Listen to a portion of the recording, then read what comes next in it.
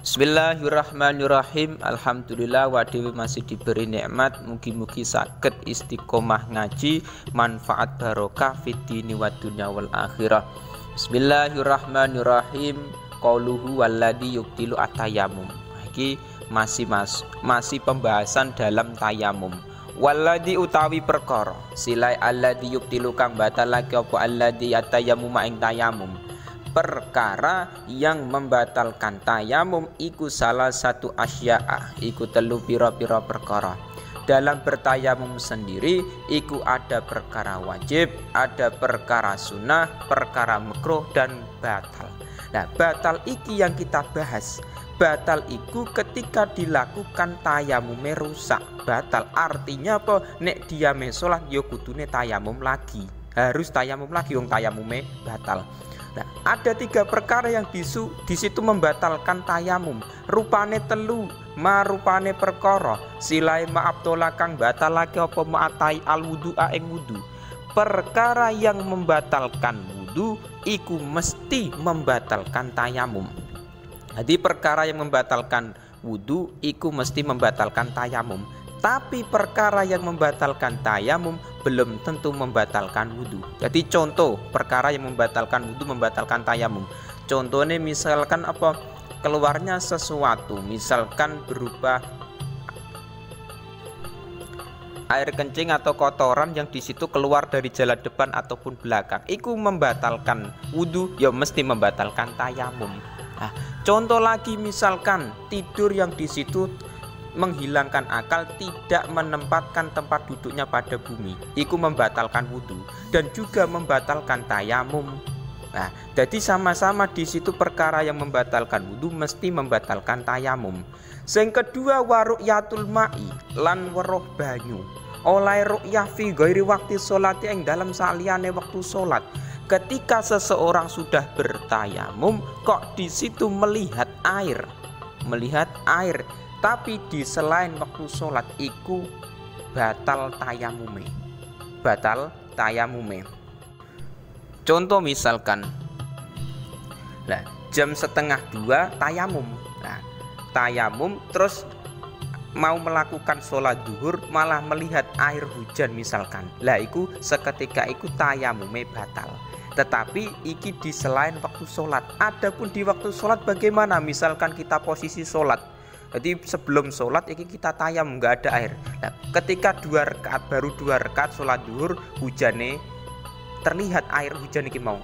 Ternyata ada air hujan, iku tidak batal sholate. Jadi ketika kita sholat kok di tengah-tengah sholat kok melihat air, iku tidak membatalkan tayamume. Lah, iku kan permasalahannya melihat air di selain waktu sholat iku memang membatalkan tayamum. Tapi misalkan tayamumnya itu tidak karena air, niku tidak masalah.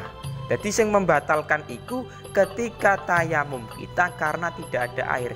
Kok ternyata sebelum melakukan sholat kita melihat air, batal tayamumnya. Artinya kita sholat harus menggunakan wudu. Tetapi ketika kita bertayamum misalkan tidak karena air, tapi misalkan karena sakit, iku meskipun melihat air tidak batal tayamume. Bedakan. Yang ketiga waridatulan murtad, keluar dari Islam iku riddah. Jadi aslinya dia sudah Islam, tetapi karena dia berpindah agama misalkan dia sudah Islam terus pindah ke agama Kristen misalkan, iku seketika iku batal wudune.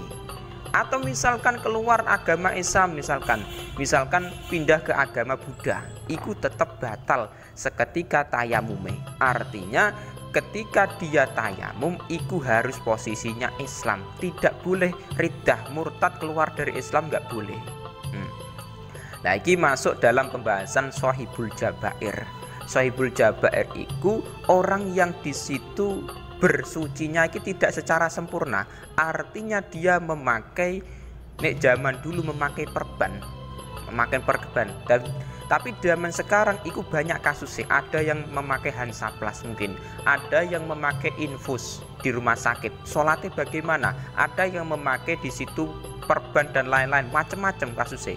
Wa sahibul jabairi utawi wong kang duweni pira-pira perban iku yamsahu iku ngusap sapa sahib, ngusap alaiha ing atase jabair. Ketika seseorang di situ anggota tayamum misalkan, iku ada jabaire, ada perban. Jadi misalkan kecelakaan, setelah kecelakaan terus diperban misalkan, yang di situ memang tidak mampu untuk dicopot. Nah, itu yamsahu alaiha, cukup mengusap alaiha ing atase jabair bil ma'i dengan air, iku disarai bil ma'i. Jadi prosesnya tetap dia ketika sholat iki wudhu seperti biasa.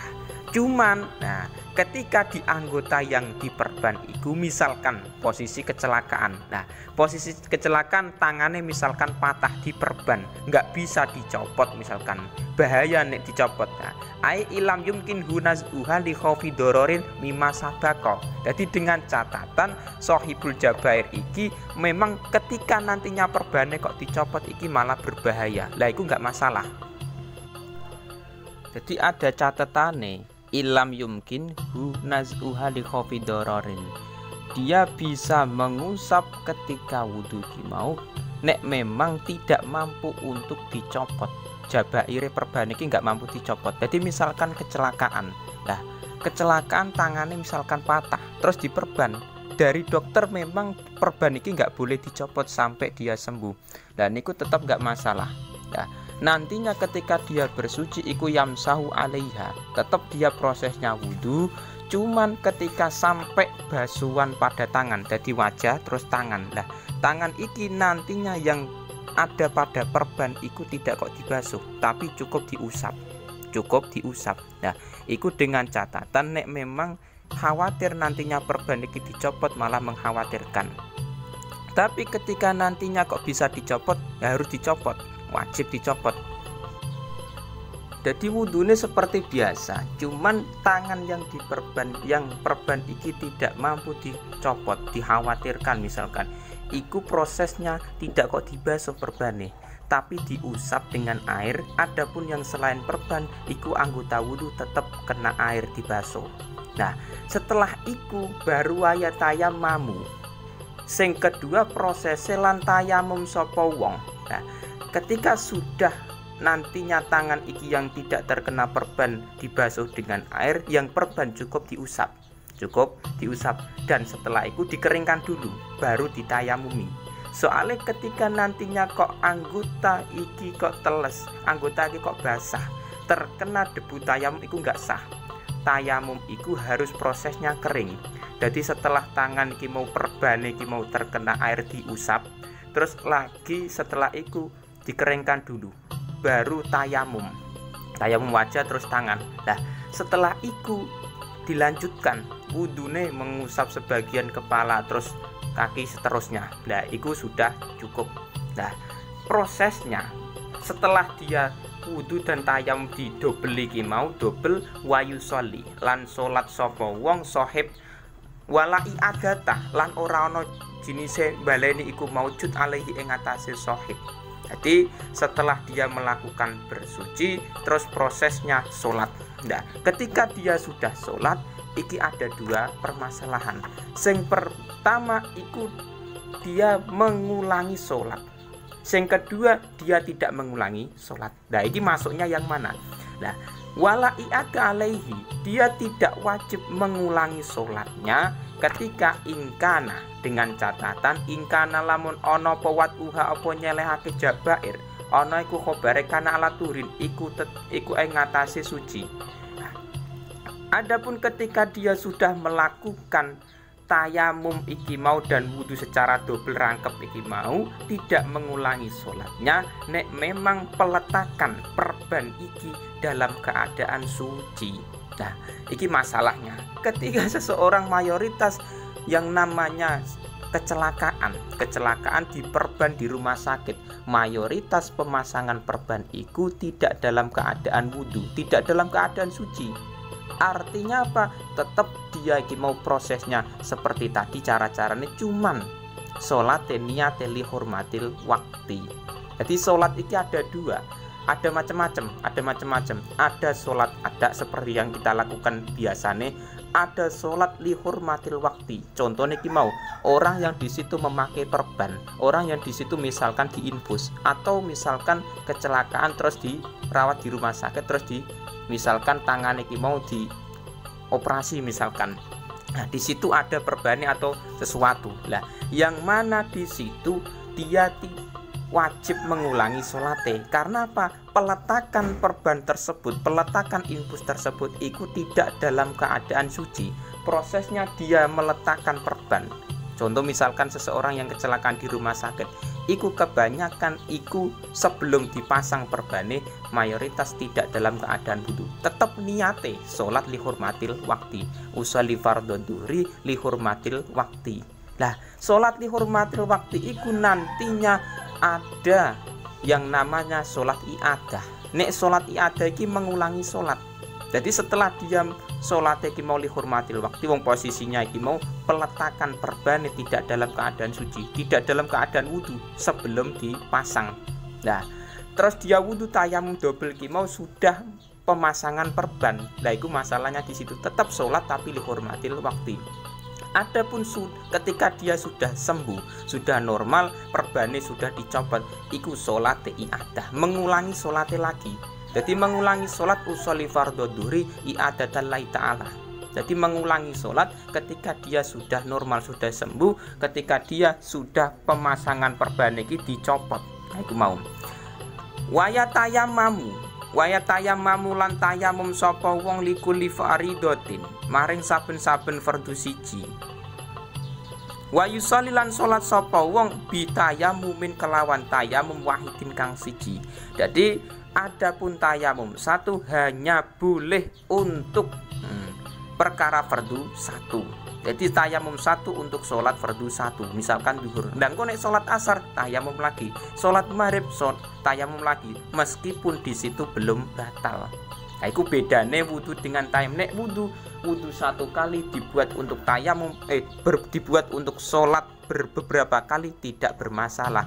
Tapi dalam bertayam ikut tayamum satu hanya boleh untuk sholat fardhu satu. Nah, wa yusolli lan salat sapa bitayamum kelawan tayamum wahidin kang siji maing perkara sakang karep sapa wong bayane maminan nawafili saking pira-pira salat sunah. Adapun ketika nantinya dia bertayamum untuk melakukan salat sunah niku terserah. Nah, iku sing membedakan wudu dengan tayamum. Tayamum iku hanya boleh satu tayamum satu fardu. Adapun sunah bebas. Misalkan 1000 kali salat sunah monggo, 2000 silakan. Lah, tetapi dalam wudhu iku tidak terbatas. Wudhu iku wudhu satu boleh melakukan untuk 2 sholat fardu silakan, 3 sholat fardu silakan. Sunnah bebas. Misalkan sholat duhur asar maghrib dengan satu wudhu belum batal, iku tetap boleh. Tapi nek tayamum enggak, iku yang membedakan. Nah, adapun pembahasan shahibul jabair tadi, pembahasan orang yang memakai perban ataupun orang yang diinfus itu memang terkadang terjadi di masyarakat. Lah, tetap dia wajib sholat, tetapi nah, adapun dia sudah memenuhi syarat atau belum, lah itu masalah di situ. Ketika memang peletakan perban iki mau dalam keadaan suci mau enggak. Lah, nek enggak pemasangan perban kok belum memenuhi kriteria syarat-syarat itu, maka wajib mengulangi sholatnya. Sholatnya tetap lihurmatil waktu, tapi ketika dia sudah sembuh, sholat lagi yang namanya iadah, mengulangi sholat. Nah, itu penting. Jadi mayoritas yang namanya shahibul jabair, orang yang diinfus diperban di rumah sakit, itu kebanyakan itu tidak memenuhi syarat-syarat ini. Jadi tetap iadah.